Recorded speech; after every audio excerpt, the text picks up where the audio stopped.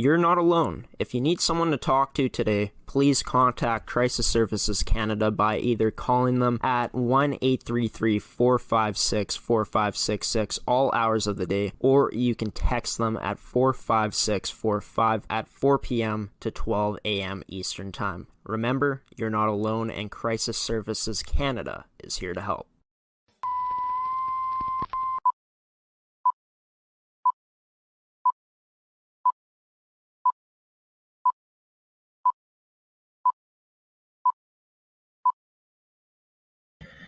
Good morning, everybody. Happy Wednesday. Welcome to this edition of Manitoba Show, Rise and Shine Manitoba on AETi Productions. I'm your host, Graeme Forsyth. This edition of Rise and Shine Manitoba is brought to you by AETi, Evolve Green, and Fabricland Winkler. I got some updates for you guys about what the show will be looking like moving forward. First off, I want to apologize to everybody for missing last week's edition of the show. Was not doing so well, but I'm doing better now. That's why I'm back here on this Wednesday morning. And yeah, excited about the direction of where the show is going to go. Just some updates. Like I said, we will no longer be having Harry Siemens or Lorena Mitchell on the show. For Harry, it's because he is, I believe he said he is retiring. He not up for the farm report anymore. So totally understandable. Harry, for as long as he's been able to do this, has done a great job. I want to thank him for coming on all those times on the farm report and just giving us an update on agriculture, because honestly, something I really didn't know about was agriculture until I met Harry Siemens. So I want to thank him for educating me, along with all the viewers who were educated by Harry's knowledge week in and week out here on the farm report on AETi, on Rise and Shine Manitoba. The reason why we're not going to be doing the solar report anymore is for the main reason that is we're going to turn this show into a full Manitoba sports show. So this is a Manitoba newscast, but instead of venturing into different areas other than sports, like talking solar, talking agriculture, and anything else that is not sports, well, won't be doing that anymore. It will be mainly about sports on Rise and Shine Manitoba from here on out. But let's talk about what is in store for today's episode. Only one guest for today's episode. Gonna have more people joining next week's edition of the show, but it's gonna be Gordie Tumilson joining the show here first to kick things off on Rise and Shine Manitoba, to talk about the Pilot-Mound Hockey-Academy U17 and U15 programs, as they had games this past weekend. Gordie is also going to be joining me on the show to talk about the week of practice, what it's going to be looking like for all three teams as they're getting set to go to Penticton, BC for their playoffs, as well as talking about the goalie meetings, and as well as talking about the upcoming playoff matchups for all three of the teams in the academy, U17, U18, and U15. So stick around, folks. Lots to come here on Rise and Shine Manitoba today, but only one guest, as I already did mention, and Gordie Tumilson joining the show here first on Rise and Shine Manitoba. And once that intro runs, everybody, you know what it's time to do here in Manitoba. It's time to rise and shine here on AETi Productions on Rise and Shine Manitoba.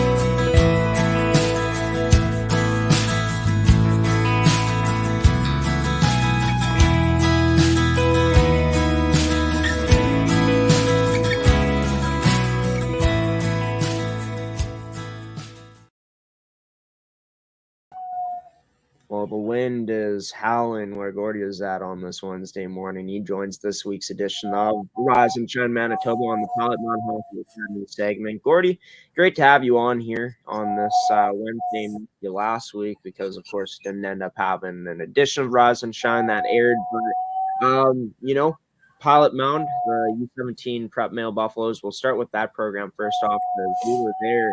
AETi Productions, our crew, was there to cover those three games that they played against IHA, losing the first two games of the weekend 4-3 on Friday night, 6-1 on Saturday, and then winning 3-2 in OT to finish things off for their weekend. on Sunday. Talk about overall the weekend for the U17s.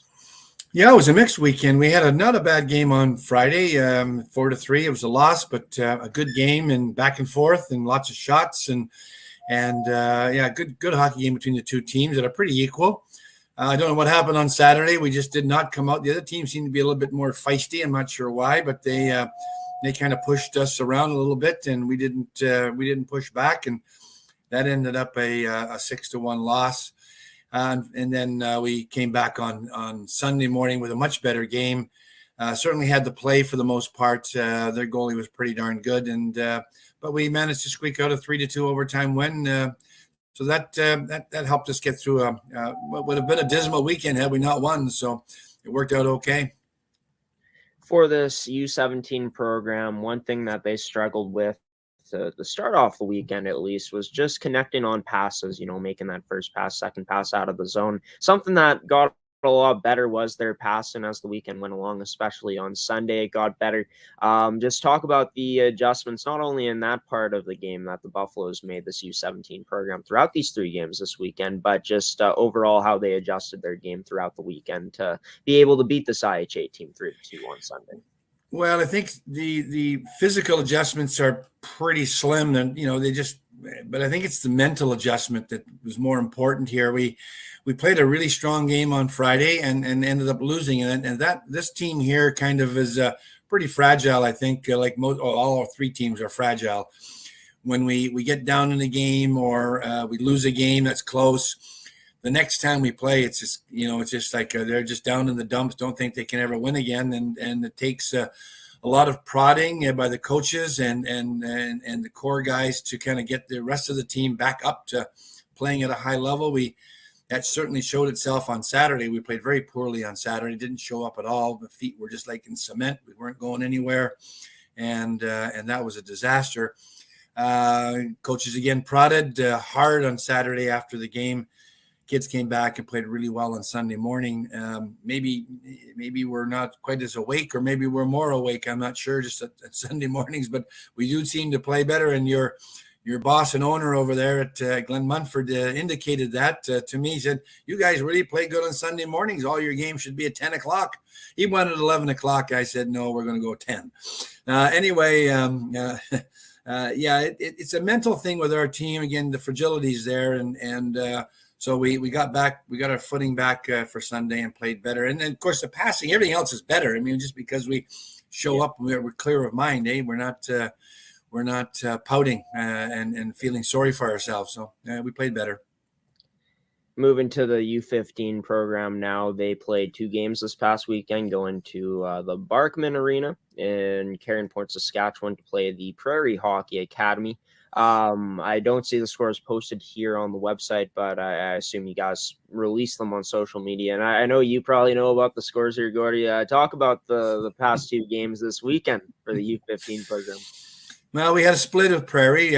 Great game on Friday night. It was a 1-0 victory for the Buffaloes in Cairnport. Great game, about 40 shots on each net. Goalie Keane Reed got a shutout here on the weekend, and our team played a pretty darn good defensive game, keeping the middle of the defensive zone sort of clear of shots and whatnot, and a lot of tips and whatnot. We didn't have that. Unfortunately, in the second game, we gave up 6 and lost 6-5. We were up 5-3 with 10 minutes to go and kind of blew the lead. But we gave the other team lots of chances from the middle of the rink, right in front of the goalkeeper. And so it was 2 different hockey games by our team, about the same number of shots, but for the degree of difficulty, when you measure these games, people don't sometimes realize this. The fan base, the parent base, the average fan, doesn't take that into effect. When you're playing really good, you don't give up high quality scoring chances. And when you're not playing good defensively, you give up lots of high scoring chances in your end. And, goalies are only as good as the goalies are, and they're going to save some nights, and they're not going to save as many the next night. And that's unfortunately what happened to us in game 2. But a good weekend otherwise. We scored lots of goals in the second game as well. So, 2 different games, and we got a split. So I guess we're happy with that. Yeah, I got to be happy with that split late in the season here. 5 games remaining on the schedule for this U15 program. Going up against the competition like West Van, St. George's coming up, Prairie Hockey Academy again, and then 2 games against the Southwest Cougars. Just talk about, what the mindset is for this U15 team. I assume not much has changed, but after this weekend of split, that they had, what they're looking ahead to next year as playoffs are going to be underway very soon. Sure. Well, that's the 3 games that you mentioned first there, West Van and the other 2 are going to give. It's kind of the playoff consolation round. We didn't have a great season, so they've stuck us into a 3-game consolation tournament, I suppose. And we'll play those 3 games. And the good news is we're playing those 3 games in front of a crowd of scouts and on various internet TV connections, so that we're going to be showcasing our players against teams that are kind of on an equal footing with us. And so we'll get a chance again, the players get a chance again to showcase their skills and team play and their attitude and whatnot during those games. That's important to the players as they grow in academy hockey and move towards the draft. Some of them this year for junior hockey, et cetera, et cetera. So that's why those games are important to our guys. The 2 games against the Southwest Cougars, of course, are always important just to kind of measure your team against some of the other local AAA teams in Manitoba. That's a good thing for us as well. And it also keeps us connected to the AAA program here, the really good AAA program here we've got in Manitoba as well.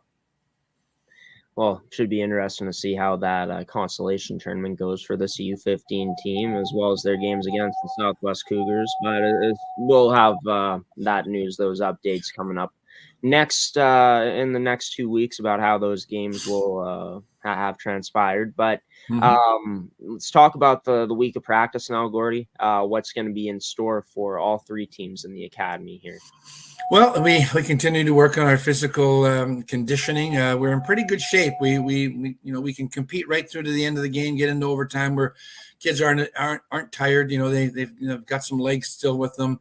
Some of our players play a little extra. Some guys don't play quite as much. But at the end of the day, they're all in pretty good shape with skating every day, literally, sometimes twice a day. Is a lot of free time, and of course the fitness program. I know the goalies have put on weight, which seems odd because they've had so much work, but to put on weight, so it's muscle weight, it's not water weight and fat weight, so that's a good thing.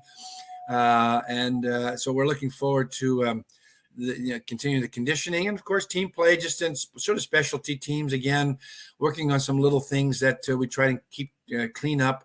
And again, some of the mental preparation that we always go through, getting ready to play some important games. Yeah, not necessarily to win and lose those games, but you want to win them if you can. But more important to play well as an individual and then as a team, and that's what we're all trying to do all the time. And so that's what we're working on with all 3 groups. And I think we're in pretty good shape that way. Obviously, speaking about how the goaltenders put on some muscle weight, which is always nice to see, the players getting bigger in the right way, right? But just talk about other than that, the goalie meetings that you've been able to have or going to be able to have with the goalies coming up this week. Well, the goalies have had a really sort of it's been a tough season. Lots of shots, probably double the shots per game than or maybe 75% of the shots per game more than they would normally get in a regular hockey game if you're on a regular team playing against equal competition. So we've had a tough year, lots of goals against. So it's been wearing on them a little bit. However, that's saying, young people, kids, they're resilient as hell. I mean, they just keep coming back. They keep showing up. I've, promoted, not giving up, hanging in there, doing what you got to do. You're playing for your team and for yourself, for your own future in hockey. They get that, and they want to, and they want to win. Not winning really hurts. I mean, it really hurts goalies because they take it on the chin a little bit. They kind of blame themselves, even though it might not be, blame time. But it's almost impossible to stop them from doing that. So they take responsibility. It's tough, but so the mental part of the game for them has come along, and be quite honest with you, they've toughened up here as the end of the season's come along. They're ready to play. We've had some really great goalie performances. What we haven't had is a bad one. We know we've had some okay ones, but no bad ones, no real bad goals, not a lot of bad goals. And so, I'm looking forward to our kids bearing right down and supporting our teams right through to the, the final whistle as we finish these playoffs up next week. Well, yeah, you are right. There hasn't been like a performance this season from the goaltenders that we've seen, at least here on the network, Gordie, where we're like, man, that was a bad game from the goaltender there. So, yeah, it's nice to see that there's been that consistency of, you might not have the greatest game in terms of letting in a lot of goals, but for the amount of shots these goalies have been facing, I mean, you got to give them credit where credit's due to be able to hang in there like they have been. And it's huge, like you said, that the mental state has, grown stronger throughout the season. It has. They've toughened. Well, goalies. I mean, that's their job. You say, the kid at the other end, when we're getting 50 shots, getting 10. So it's a whole other deal. But he's still got to make some saves. You got to make 10 saves, otherwise you lose 10-9, right? So it doesn't matter which end of the rink you're playing at. It's a different scenario. You got to learn to play on some teams. Some teams are great defensively and own the puck a whole game and win by a lot. And of course, if you're on the team that's got the puck all the time, you only get 10 shots. You got to be good in your end. You don't want to give up 5 goals. That doesn't look good on your resume either. So hard to concentrate in those kinds of situations. Maybe it's a little easier to play at the busy end because you're busy and you're in the game the whole time.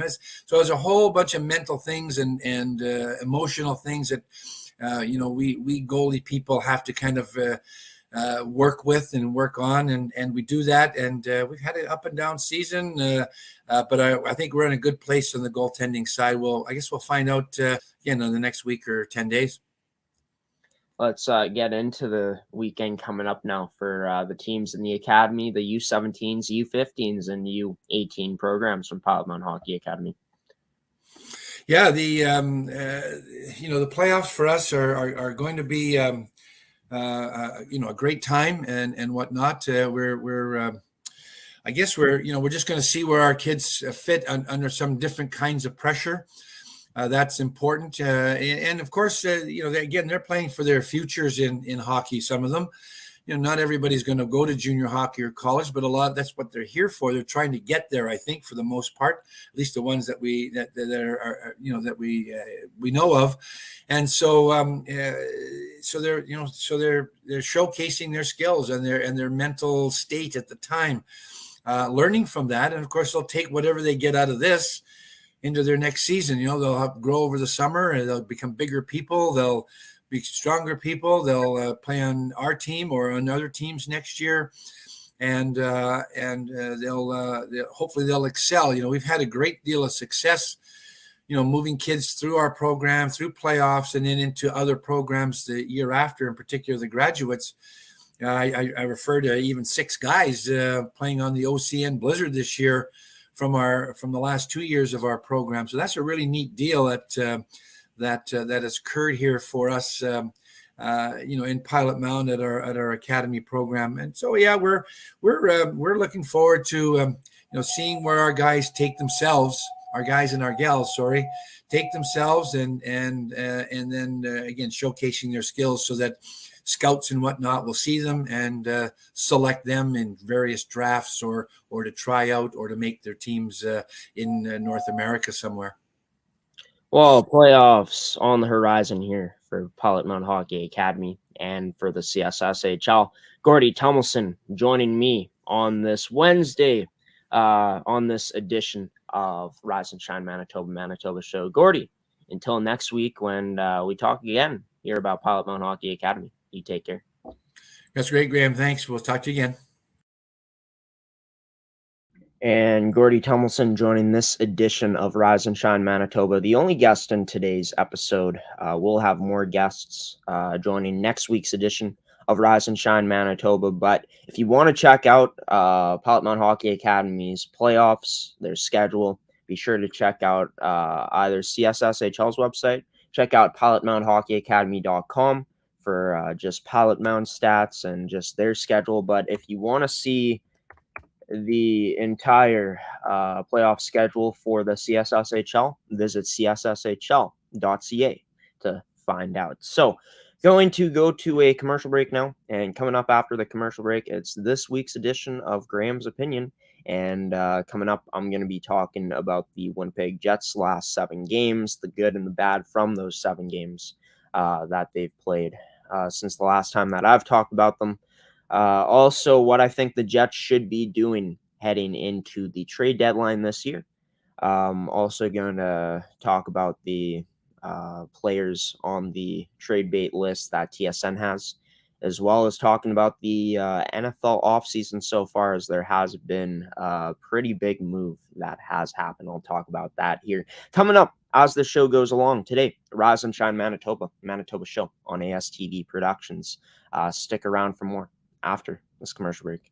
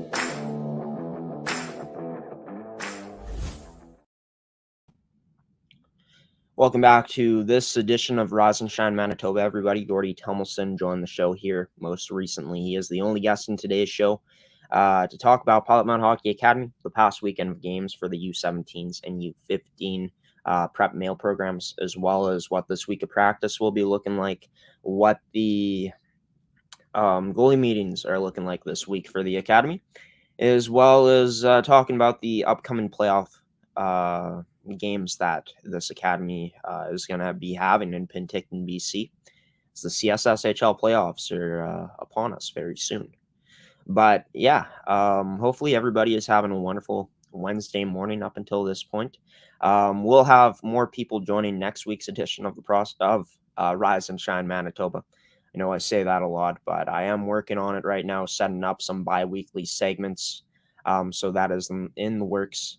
Stay tuned for that. I know that I will be having Adam Wedlake on next week's edition of the show. That is the plan for right now, at least. So stay tuned for that next week. But it's time now for this week's edition of Graham's Opinion. And a lot of hockey to talk about today, and more specifically the Winnipeg Jets. Last time I talked about this team, they played Calgary, and I talked about their other games before that as well. But since I took the week off last week, there's a lot that I haven't talked about, and I'm just going to go through the last 7 games here, the Jets stats, the good and the bad from their performances, in my opinion, the goal scores as well, all that stuff. So let's get into it. So first off, the Jets' record in the last 7 games that they've played, they're 3-2-2. They have 29 goals for, which is a 4.14 average of goals for per game, 25 goals against in these last 7 games, 3.57 average. So pretty close in that regard in terms of the goals that this team is scoring and the goals that they're giving up. The special teams has been really good. The power play clicking at 30%, 8 for 27 in the last 7 games. It was one game where neither team got a power play, and that was the Jets matchup against the Arizona Coyotes. Hold on, I'm just trying to my overlay up here because this show is brought to you by Fabricland Winkler, by the way. Special thanks for them for sponsoring another edition of Rise and Shine Manitoba. You saw their commercial earlier on. But in terms of the shots, the Jets averaging out shooting an opponent by 2 in these last 7 games. 34 to 32 is the average. In terms of that, the Jets have accumulated 240 shots for 225 shots against in these last 7 games. But talking about the points, players who have really stood out: Kyle Connor, Paul Stastny, both with 5 goals in their last 7 games. Scheifele, Lowry with 4 goals in their last 7 games, and Svechnikov with 3 goals in his last 7 games. In terms of assists, it's been PLD leading the way. He's also got 2 goals in his last 7 games. He's got 7 assists in his last 7 games. Neil Pionk has 6 assists in his last 7 games.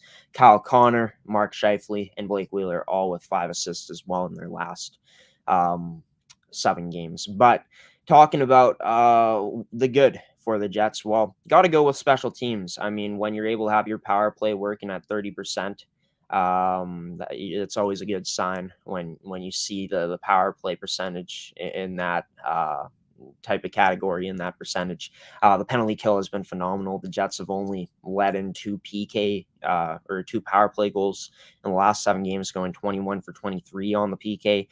In terms of what the big guns are supposed to be for the Jets, when you're talking about guys like Kyle Connor, a guy like PLD, talking about offensive big guns for this team, and a guy like Mark Scheifele, these guys have been putting in the goals, putting up the points, along with a guy like Blake Wheeler, of course.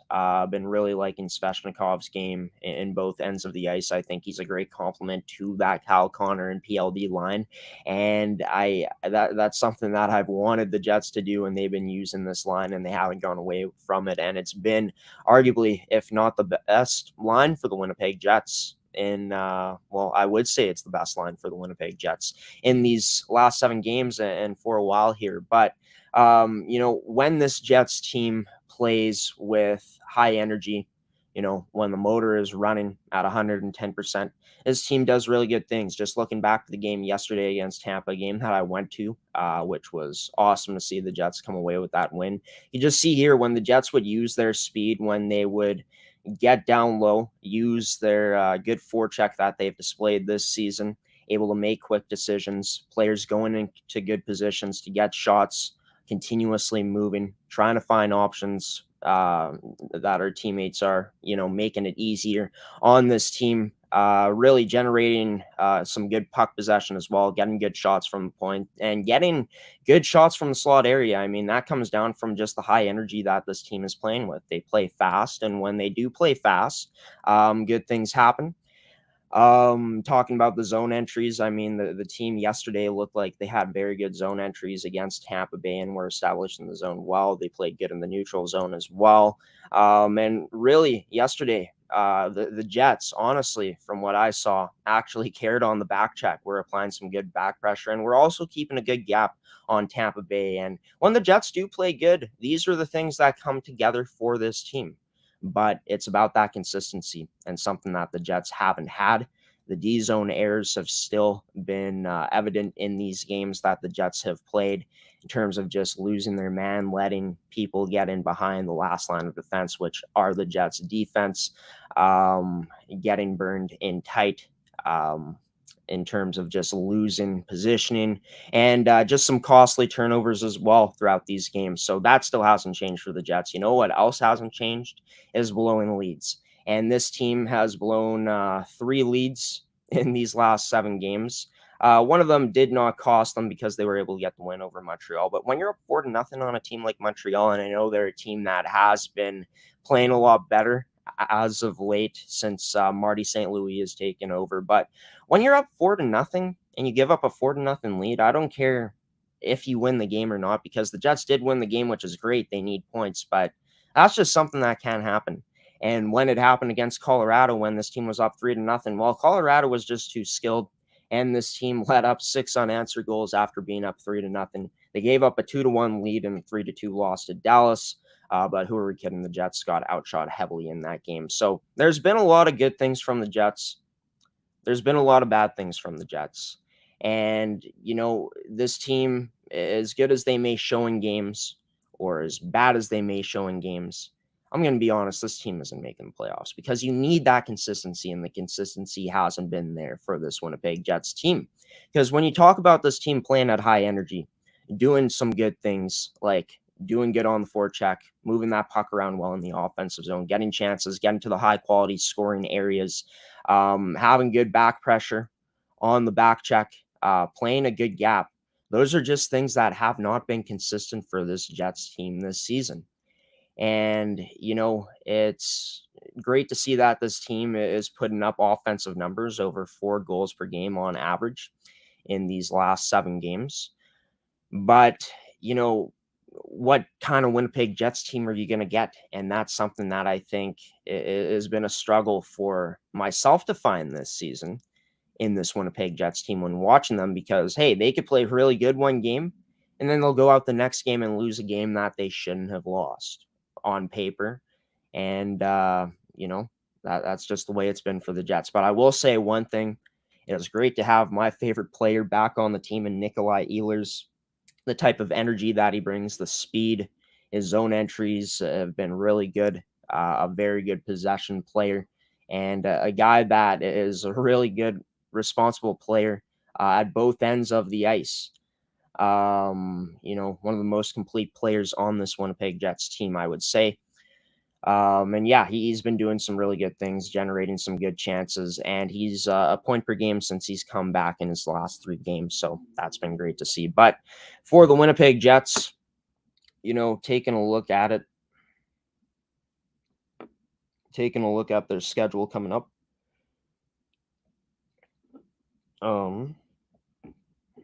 Let's just get to it. Just trying to find it here. So the Jets right now are 25, 22, and 10. Taking a look at the wild card in the West, for that last wild card spot is the position the Jets are trying to get into.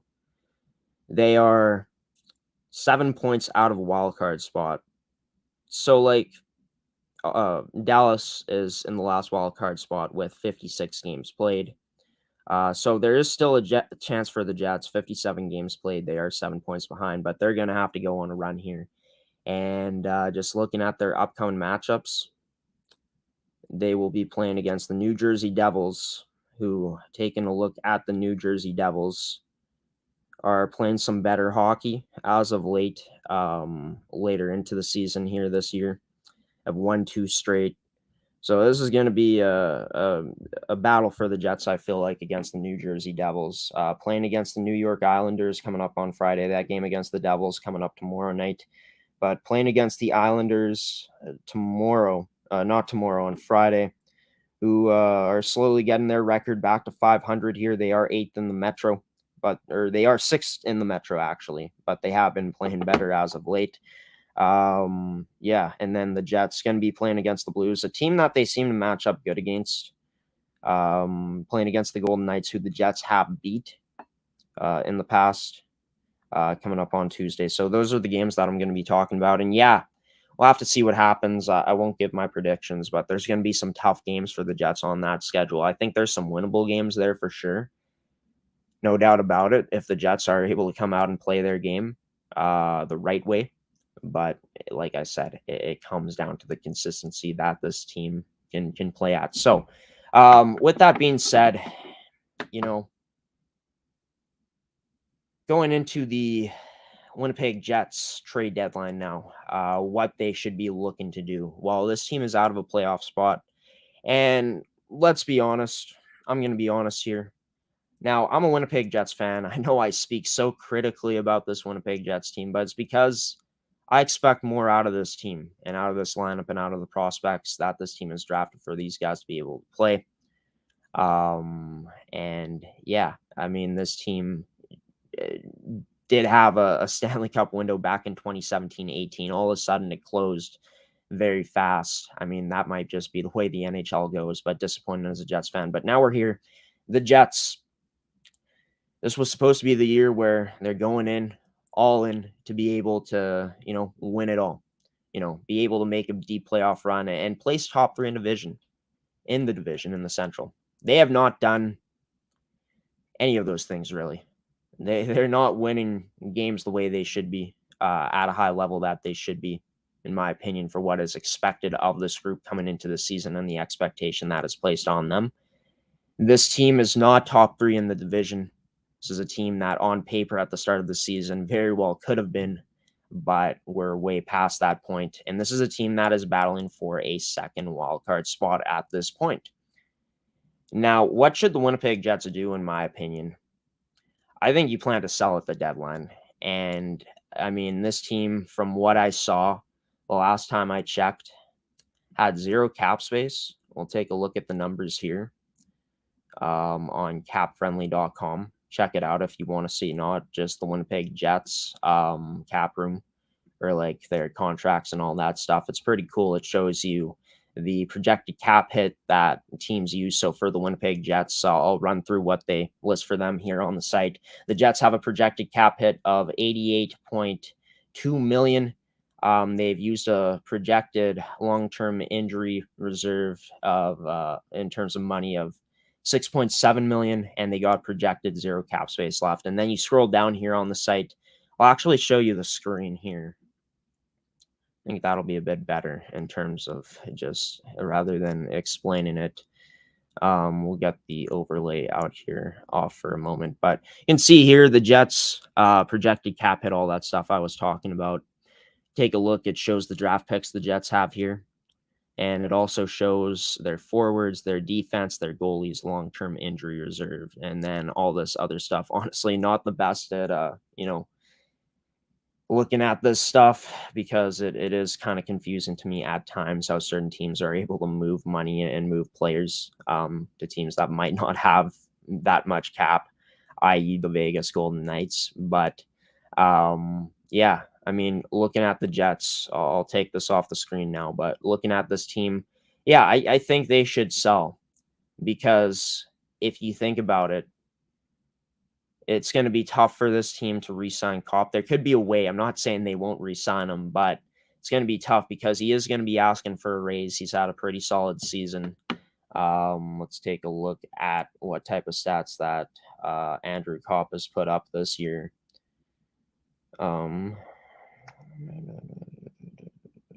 Player stats. So Kopp, top 5 on the Jets in points this year with 32 points in 51 games played. He's an upcoming UFA. What he's been making has been, the Jets brought him back on a 1-year deal as a UFA, $3.6 million. And he'll be probably asking for more money just based off of where the market is at in today's NHL. You got to pay way more than ever for players. Just the way the market has gone here as years have gone by. But I think that you sell your UFAs coming up here. And I think that you sell guys like Paul Stastny and Andrew Kopp. And here's the reason. I mean, just in terms of cap and in terms of getting some assets back, you look at a guy like Andrew Kopp, you can get value back for both these guys, to be honest. Because you look at Andrew Kopp, he's a versatile, smart player, can play a top 6 role. But I think that he fits even better into a team's top 9, like on a third line. But he can play top 6, and he has shown that on the Jets. And then you look at Paul Stastny. He's just a smart veteran player. Players that you can get back for a guy like Paul Stastny, well, I'd have to think that it's going to be about the same kind of price that he was brought here for the Winnipeg Jets. You got a mid-round draft pick back and a system player, a player that you can put into your system like in the AHL or something like that. And for a guy like Andrew Kopp, what you can get back, honestly, is a guy like Jake DeBrusk. Both very similar players. Say that Kopp is better than Jake DeBrusk, in my opinion. But looking at Jake DeBrusk, looking at the amount of money that he's making, I mean, I'm not too sure. I don't have the inside scoop on it. But Jake DeBrusk, looking at him, he's making about the same amount of money as Andrew Kopp, $3.6 million. He's going to be an RFA coming up next year. So I'm not too sure what the details on that would be in terms of what the Jets would be doing in terms of how they would re-sign him, because he has 1 year left on his contract. RFA is always kind of confusing to me. I know they are restricted, and I know you can offer sheet them and stuff like that, but I have to read more into it. But yeah, looking at it, I mean, the Boston Bruins this season, and looking at a guy like Jake DeBrusk, he is having a worse year than a guy like Andrew Kopp, but a change of scenery could be good for him. And he's a guy that you're going to plug into a line like the third line on this Jets team if they are moving into the right direction. And, I think that there should be more moves that this Jets team should make.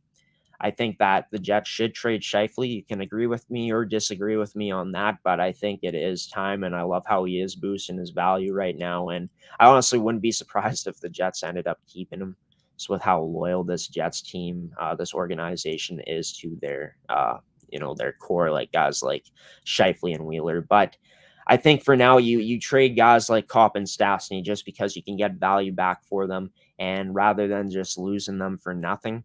I think that would be the play to sell these UFAs. And I honestly think that this Jets team should be selling any UFAs that they can, any contracts that they can, and gain assets to, not build for the future, because this team has been building for the future for years, I guess. But I guess what I'm trying to say is I think that this Jets team is in need of a retool. And I think that with these moves here, they can get in some assets that are better suited for their future than keeping guys like Kopp and Stastny at this point, just with the cap situation and just with the amount of money that Kopp will probably be asking for, and with Stastny just being up there in age. And a team, a contender could be looking at a guy like Paul Stastny, a veteran. A team like a contender could be adding a guy like Andrew Kopp too, who will add value to your lineup.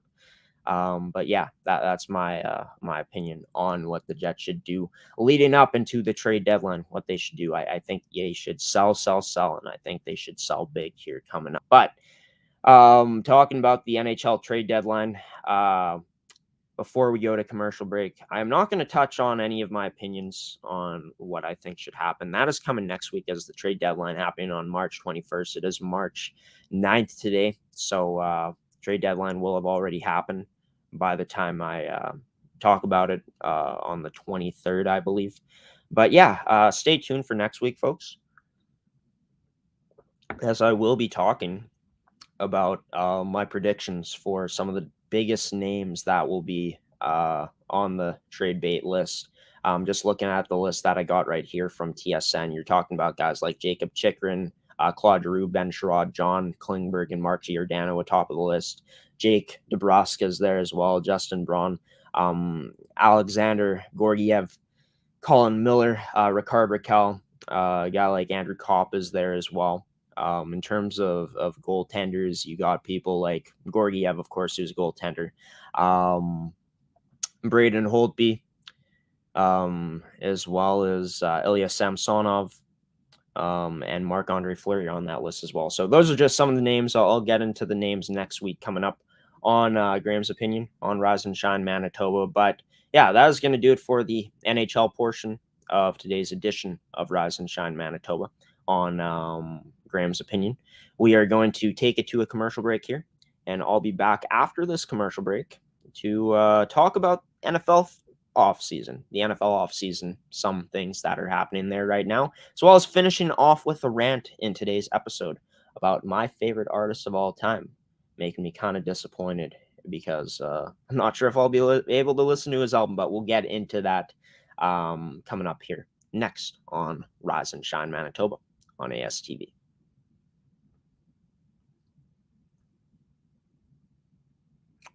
Why go solar? Solar is better than ever. Our revolutionary design and inverter equipment with the latest in solar panel technology for the ultimate in-home and business security. That's right, I said security. Grid security and security of your home are linked. Fortify your future today with a battery backup system. No maintenance, quiet running. Did you know in Manitoba, grid-connected, off-grid, and battery backup systems are 100% right off in the year you purchase for any company or farm? Do you want to back up your internet, keep your tills running, and the lights on? We can install a system that is right for you with battery backup fully capable of taking on all those essential loads and keeping you running. When you call our experts at Evolve Green, ask about getting your free energy audit today. Call or email today to find out what system works best for you. 1-866-5EVOLVE or support@evolvegreen.ca. Also, be sure to check out our website at www.evolvegreen.ca.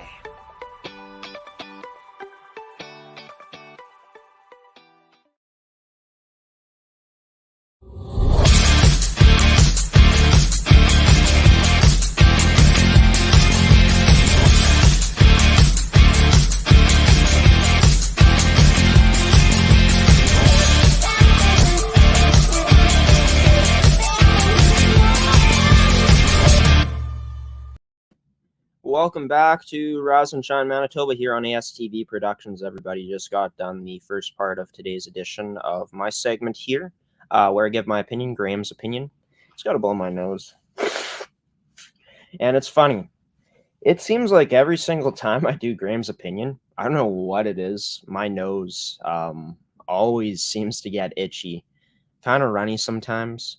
I'm not quite sure why, but it's just the way it goes. If you heard a beep there in the background, that is my Bluetooth speaker. So I am going to turn that off. Actually, I think it did turn off. So that's good news. I don't have to get up. But welcome back, everybody. It's time now to go into part 2 of Graham's opinion. And talking about NFL free agency. We're going to talk about the QB carousel that we could be seeing here in the league in terms of the teams that will make a QB change. 1 second, everybody. I'm just going to turn off my speaker here. Battery 30%.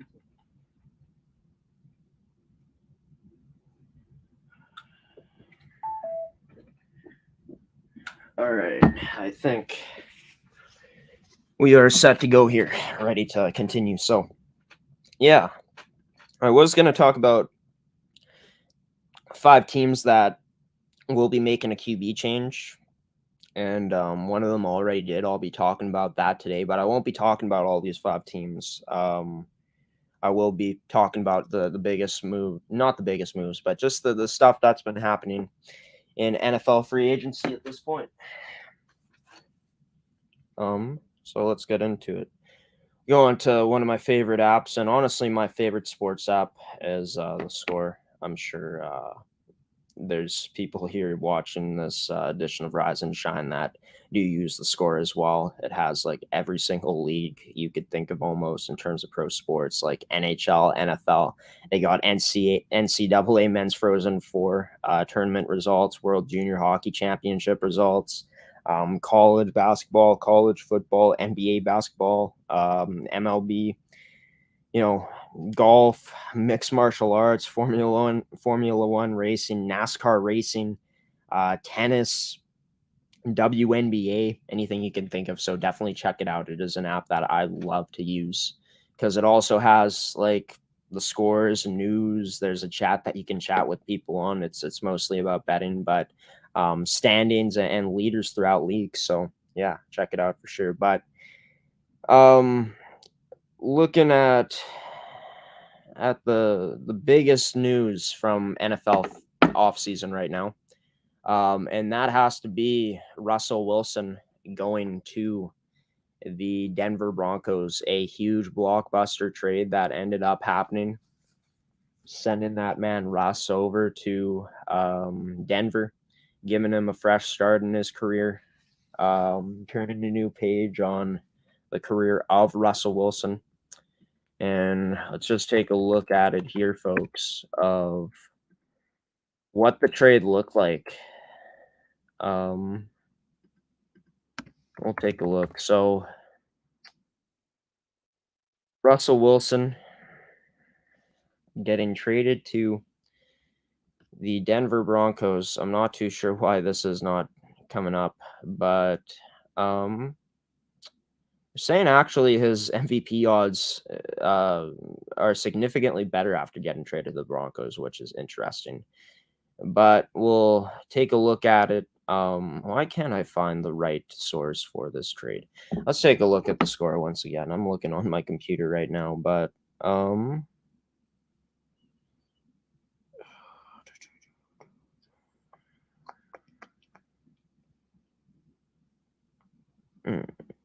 let's see.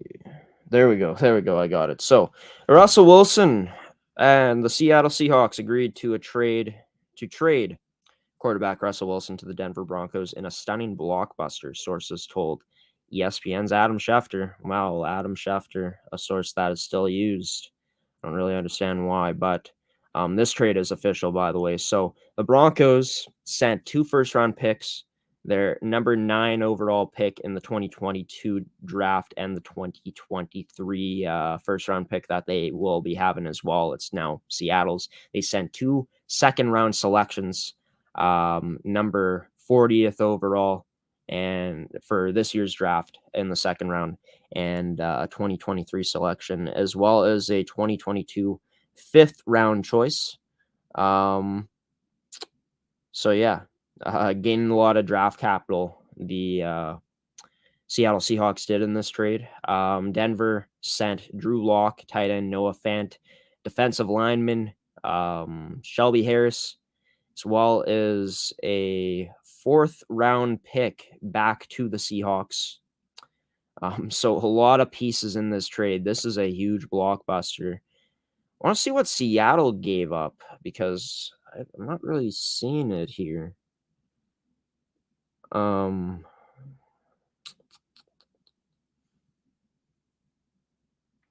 what the heck? So Denver sent a lot back in this trade to Seattle, and for good reason, because Russell Wilson has been one of the top QBs in the game for a very long time, and this is a player that is a game changer, one of the most mobile QBs in the league, a dual threat QB. And just taking a look, let's see if I can find it here. Taking a look at what Seattle gave up, because I do want to find that. I'm not too sure why I can't find it, but what the heck?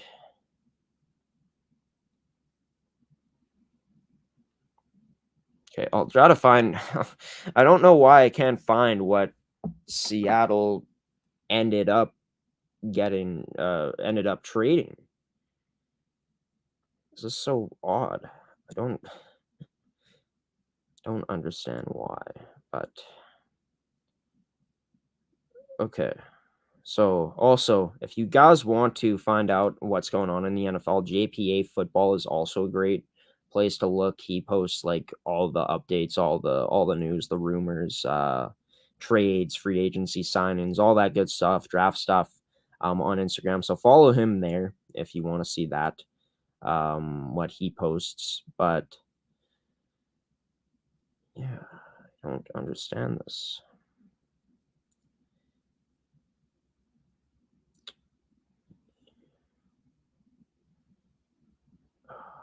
What the heck? So, nonetheless, I mean, I'm not going to drag this out too much longer, but I will have a full trade for you guys coming up next week. I guess I should have had this prepared better, but I thought I could have just looked at it online, but it just seems that it's just given me the Seattle side or the Denver side of the trade, what they gave up for Russell Wilson.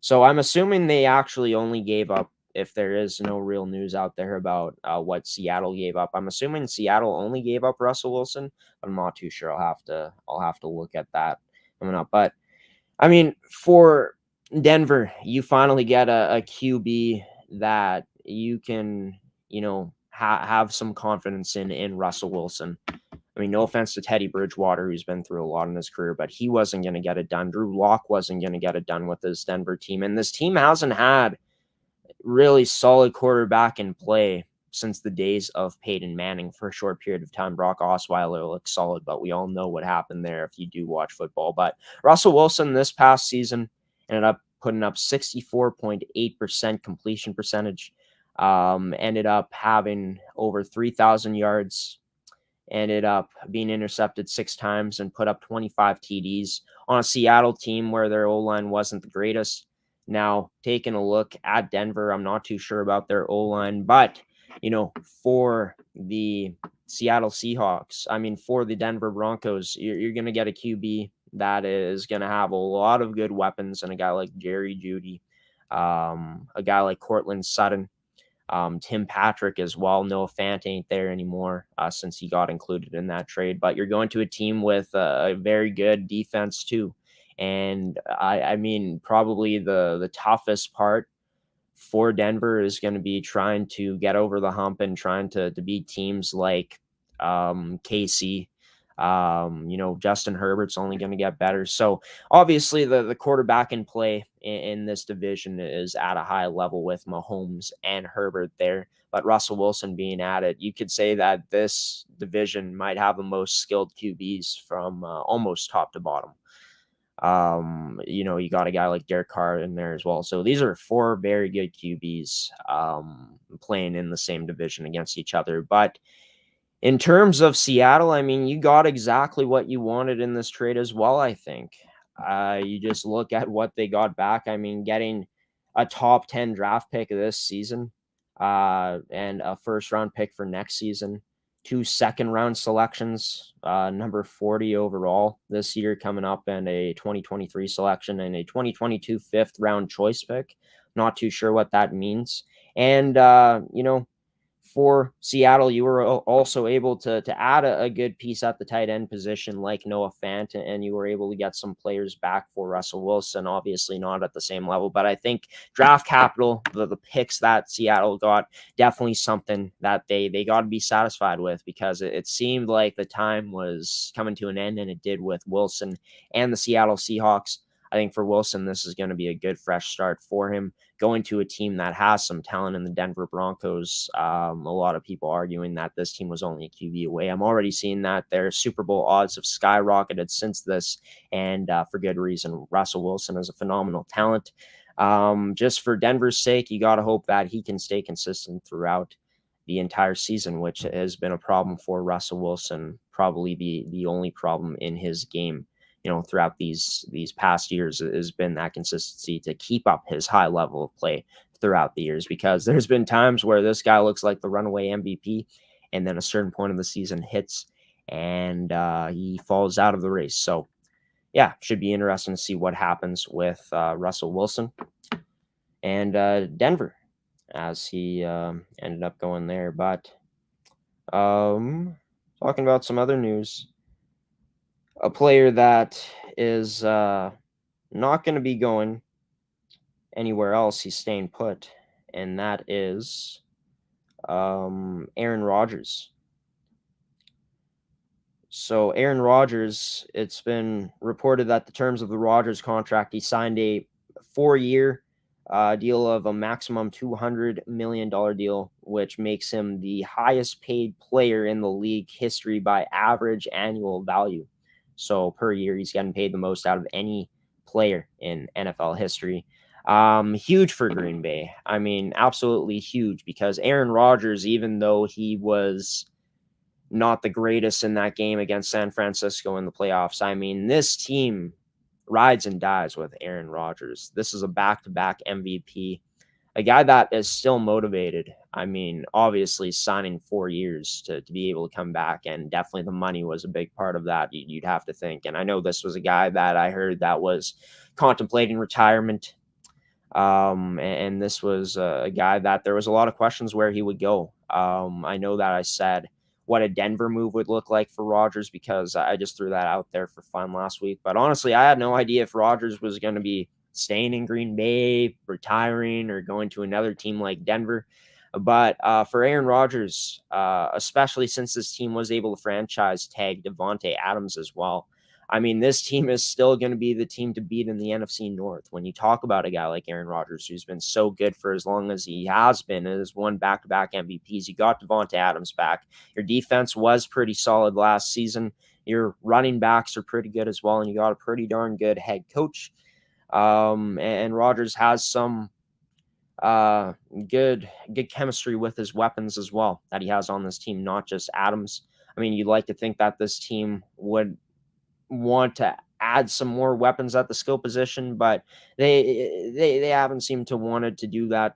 The receivers on this Green Bay team aren't bad in any stretch, but you'd like to think that they'd want to get maybe another stud to go beside Devonta Adams, because I honestly don't think of Valdez Scantling as a stud. I'm not even sure if I pronounced his name right. I apologize about that, but MVS is his nickname for short. But yeah, this move sets up Green Bay, I think, to be the favorite to take home the NFC North Division title again, a team that is going to be pushing for a top spot once again in the NFC come playoff time. And the only question remains, can Aaron Rodgers get it done in these next 4 years? Or, depending on what happens, maybe he retires early into the career, but who knows. But one thing that surprised me here in NFL offseason in the news was news about Calvin Ridley, man. Calvin Ridley, a receiver that took a break from football because of mental health issues, ended up being suspended by Roger Goodell for gambling on games. So I'm just going to search it up here. Absolutely crazy news. Something that I did not see coming. I don't think anyone saw coming. I don't know why this isn't loading. So it's a 1 year suspension for Calvin Ridley. And how he got caught gambling, according to New York Times. Let's take a look here. Ridley placed 3 parlay bets between November 23rd and November 28th on the Hard Rock Sportsbook mobile app while he was in Florida, according to a person with knowledge of the matter who was not authorized to speak publicly. Kind of fishy there, but it is a 1 year suspension for him. Roger Goodell came on hard on him.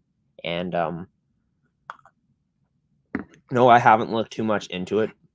I can't say if he's guilty or not. I assume that Ridley is going to be appealing it because I did say that he did tweet. We'll take a look at Calvin Ridley's Twitter. And Calvin Ridley, I mean, this is a very talented receiver. And if this is true, I mean, this is going to be devastating because, like, betting on games is something that's very serious. You're basically throwing the games, costing guys money as well, and costing a lot of people money when you do throw games. I just think it's odd too for players to throw games when they're an athlete playing out there, because wouldn't you want to win? I mean, don't you have enough money already instead of betting? Just doesn't make sense to me. And it sucks because Calvin Ridley is a phenomenal talent. I mean, this was a guy that took over for Julio Jones' #1 spot as the #1 receiver on this Atlanta Falcons team. And, hoping that he got the treatment that he needed, the help that he needed with his mental health. But there's no excuse to bet on games when you're playing in the NFL. Just not something you do. It's not ethical. The morals on it are pretty whack, to be honest. And, it's just not something you do. But this is what Calvin Ridley tweeted a day ago. He tweeted quite a bit. He said, "I bet 1,500 total. I don't have a gambling problem. I couldn't even watch football at that point. Just gone be more." Well, he didn't tweet this with the best English, but I'm going to translate this to how I would read it. "Just going to be more healthy when I come back. I know I was wrong, but I'm getting 1 year. LOL. If you know me, you know my character." So very interesting. Seems like Calvin Ridley,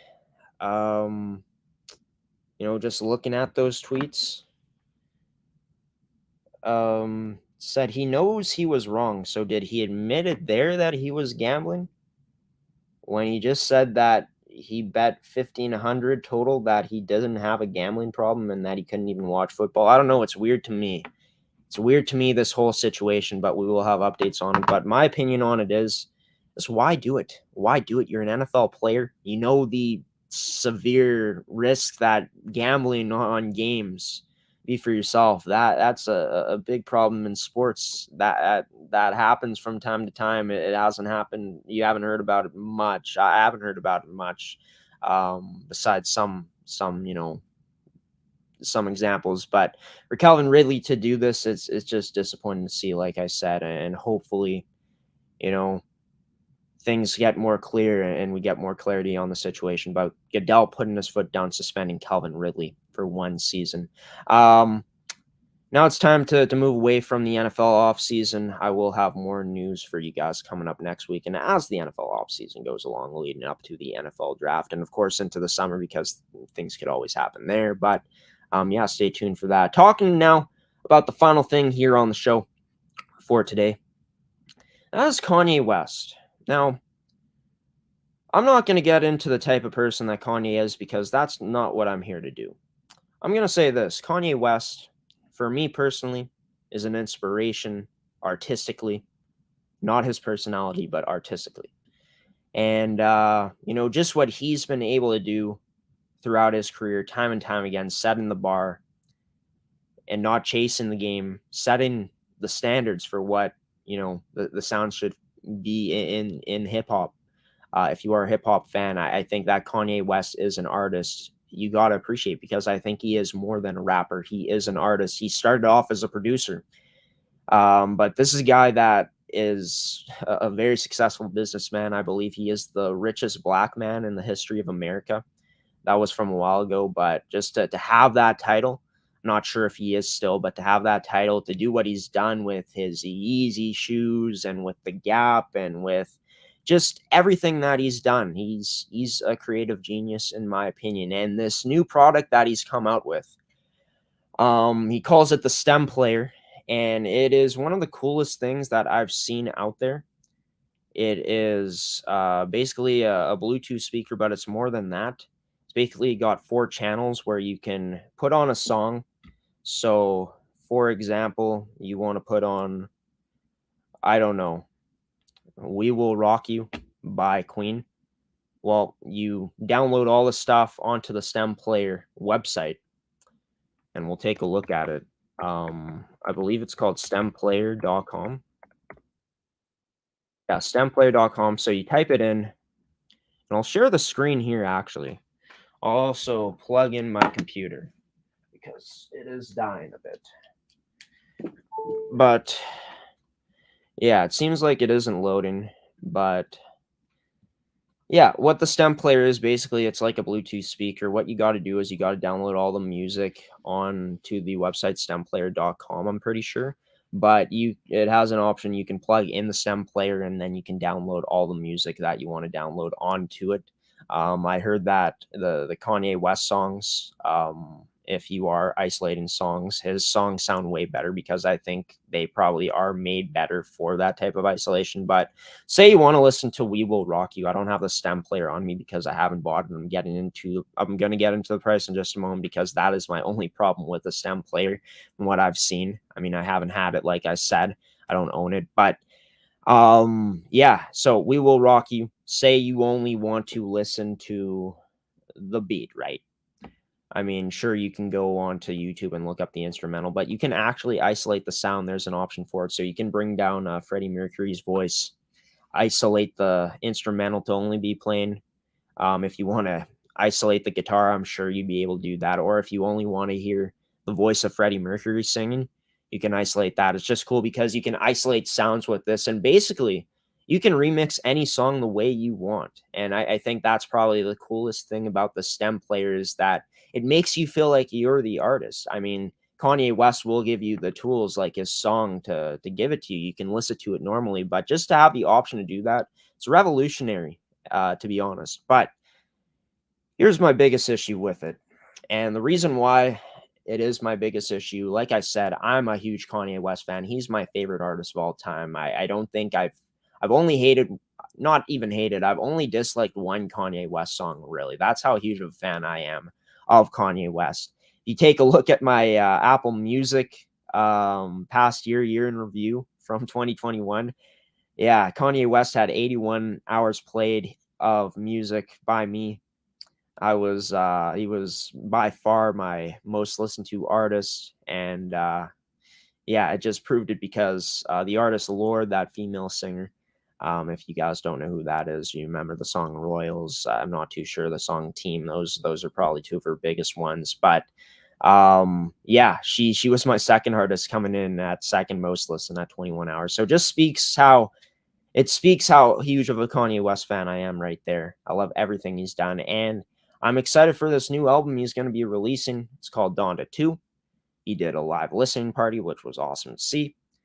And honestly, it's an exciting time to be a Kanye West fan, but it's more exciting if you have the Stem Player. And the reason I bring that up once again is because he is not releasing this album Donda 2 on streaming platforms at all. He's taken a stand, and he's trying to prove that he's going to do it different, because Apple Music, Spotify, almost every music platform doesn't treat their artists very well in terms of paying them the money that they deserve.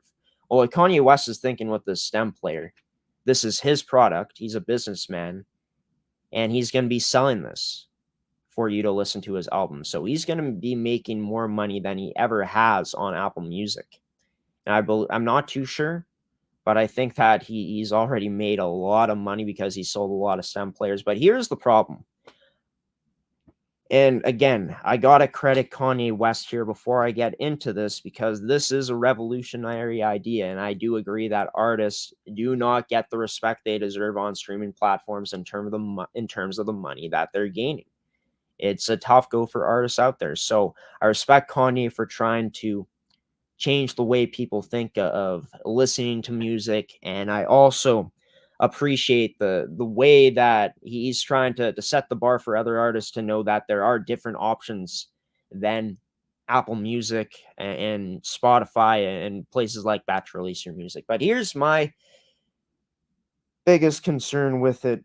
I'm not paying $200 to listen to an album, Kanye. I'm sorry. I'm not doing that. I can't do it. $200 to listen to an album, I'll probably crack at one point, but that's just not sustainable. And I understand that it is going to be a long-term investment, but $200, I mean, gotta find a way to lower that price, because essentially for right now, you're paying $200 for Donda 2, his newest album, which has not even been finished yet. So right now, basically, you're sitting waiting. Like, you can play other songs on it, but for me, being such a huge Kanye West fan, it's just so tough, because I want to support him, but I don't want to spend $200 on one album. It's ridiculous. I understand. Like, in my opinion, I think that it would be more of a long-term investment, $200, if I do want to listen to his music. But yeah, I mean, it's hard to swallow, especially when I don't have that much money to begin with to spend on things like that. But Kanye definitely knows his market and knows that his fans will buy the Stem Player and crack, because they want Kanye. I mean, he is one of the most interesting artists of all time. We'll just say it at that. He is my favorite for sure. But yeah, I mean, that wasn't really much of a rant. I guess I was really just praising Kanye West. But yeah, my biggest issue, $200 for an album, that is absolutely absurd. But it's just the way it goes. Just the way it goes. He's a billionaire, but he's going to make you pay $200 for an album. Just the way it goes. I understand he's like, yesterday's price is not today's price, but come on, Kanye. $200, man, for an album? I'm not paying that. I will listen to it on the internet, though, probably. I'll find a way. But yeah, so that's going to do for this edition of Rise and Shine Manitoba, everybody.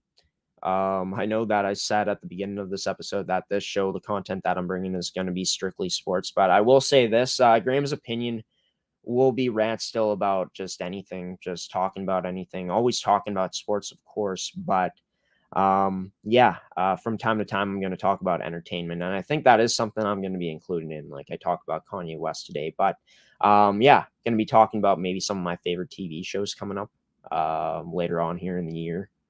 an album that I really liked. I don't know. We'll see. The possibilities are endless here on Manitoba Show, Rise and Shine Manitoba on Graeme's Opinion. Leave a thumbs up if you enjoyed today's edition of not only Graeme's Opinion, but Rise and Shine as well.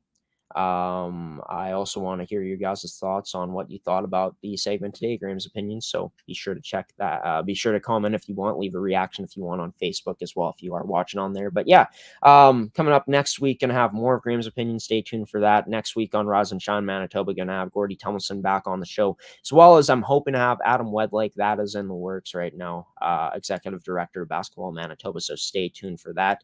Potentially we'll have some other guests. So we got some time. It's a week away from next episode, which the next episode of Rise and Shine Manitoba will be coming to you next Wednesday at 10 a.m. Central Time. Be sure to check it out on ASTV Productions on Facebook, Amateur Sports TV on Twitter, or on amateursports.tv, or astvproductions.com is our website. Be sure to check out the guest releases, the guest list release on our Instagram at ASTV Productions, on our Twitter at Amateur Sports TV, and on our Facebook as well at ASTV Productions. But until next Wednesday, folks, this has been Graeme Forsyth, host of Rise and Shine Manitoba Show here on ASTV.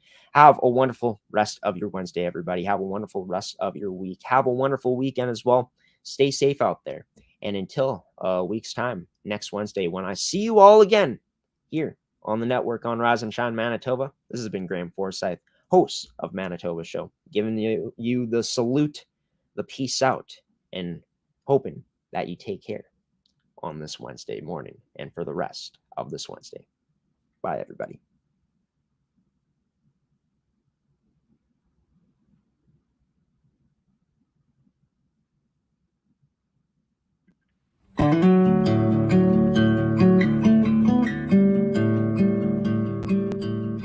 Hello, my name is Lorena Mitchell, owner of Evolve Green. And here at Evolve Green, we take the environment very seriously. We have a 10 kilowatt solar system that offsets our main facility by 75%, as well as maintaining natural prairie on our grounds. Our mission, creating renewables that work for you. I started Evolve Green in 2008 with a passion for the environment and wanting to change my corner of the world. And that remains the same today. Through design, consult, and installation, we provide renewable energy systems and storage integration. Here at Evolve Green, we help Canadians rethink power and storage to help fortify our children's future. To learn more, visit evolvegreen.ca.